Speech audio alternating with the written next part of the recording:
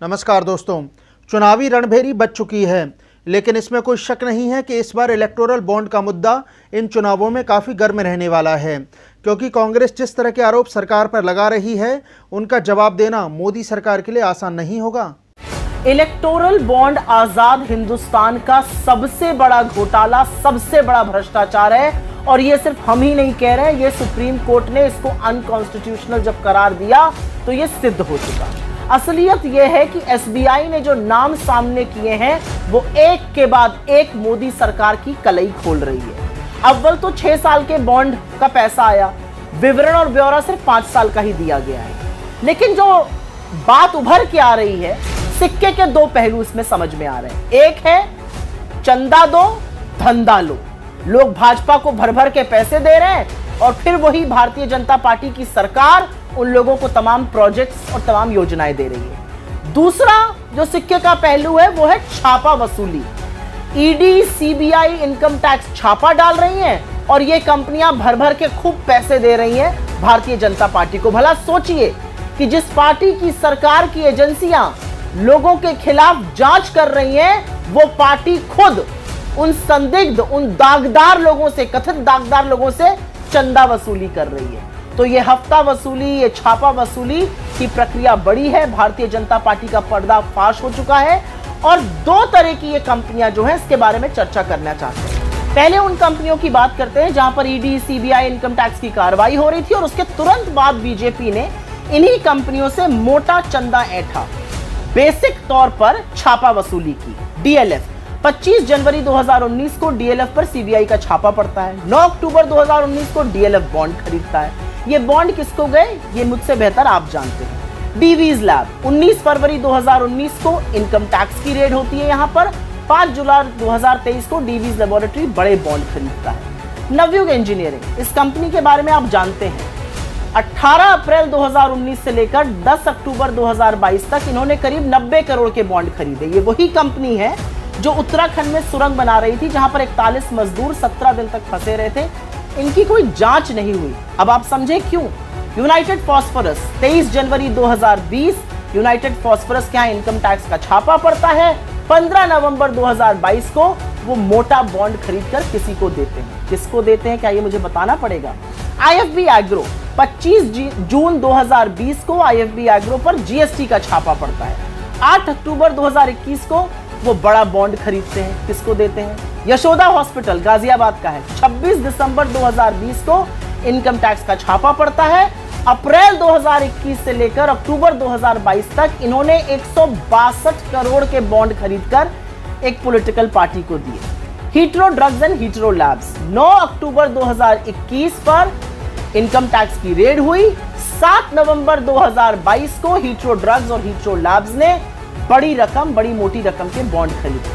Haldia engineering 20 मार्च 2020 को CBI की red होती है।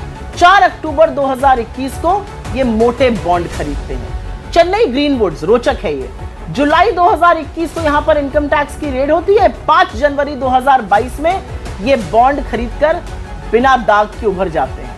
हीरो मोटो 23 मार्च 2022 को यहां पर इनकम टैक्स की रेड हुई।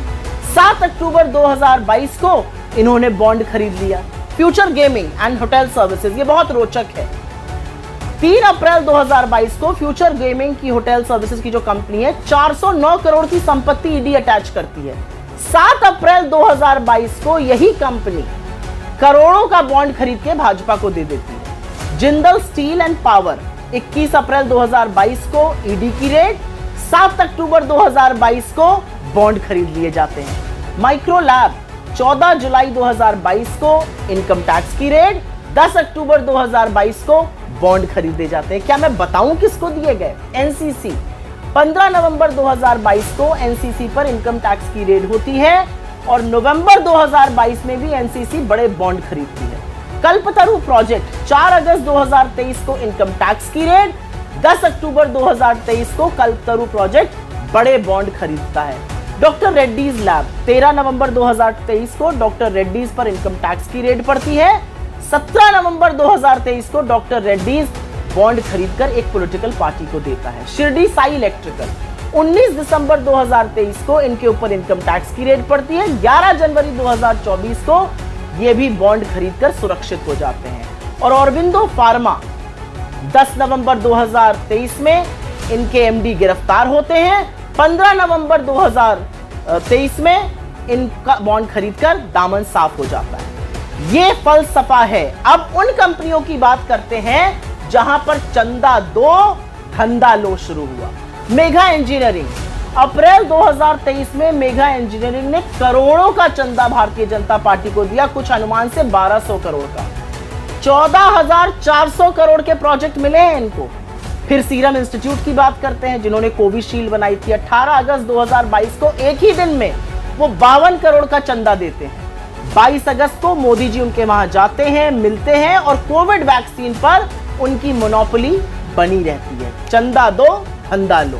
वेदांता 400 करोड़ का इलेक्टोरल बॉन्ड दिया और बदले में बीपीसीएल में हिस्सेदारी सौंपने का सारा इंतजाम भारतीय जनता पार्टी की सरकार ने कर लिया।